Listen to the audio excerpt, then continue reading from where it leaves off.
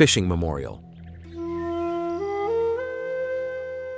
Right as you enter here, at the beginning of the trail of the Dolmen of Prayer, you will find the Fishing Memorial. This space portrays part of the story of how the discoveries of the fisherman and anthropologist Adnier Ramos unfolded. Here are his fishing tools, his casting nets, which helped feed his siblings during a time when he was attending university while his father was battling cancer. Also displayed are his diving equipment, which financed his first research efforts, and 3D miniatures of the megalithic monuments of the Santa Catarina coastline. The boat named Marisca is mounted on springs, so that visitors can step inside and feel the rocking of the sea, interacting with history as if the boat were still navigating the waters of time. It was with this boat that everything began. On the very first day he went out to sea with it, he saw the rock engravings at Barra da Lagoa and wondered, who carved this? When? What does it mean?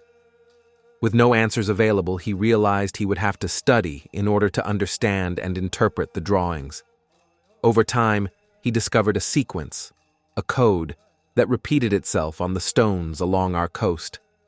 In June of 1988, returning from the sea on the winter solstice, the Marisca aligned with the sun and with Pedra de Frade, and he realized he was standing before a very ancient astronomical observatory. A few days later, in July of the same year, he watched the moon rise between the stones of the Pedra Virada Observatory, a site you will visit along the trail. In that moment, other monuments on Morro da Galeta came back to his memory, and it was then that he began following the movement of the sun between the stones and initiated the study of archaeoastronomy in Florianópolis. This boat helped fund his research.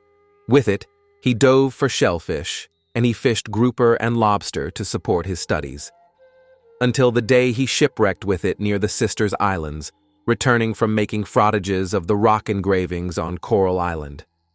But he didn't give up.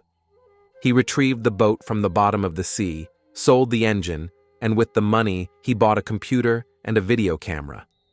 That was how he produced his first film, Archaeoastronomy at Gravatar Point. This boat carried him not only across the sea, but also into history, into archaeoastronomy, and into the memory of our coastline. The Marisca continues to navigate the waters of time and the waters of history, welcoming all who arrive here. Step aboard the Marisca, sail through this story, and feel yourself become part of it.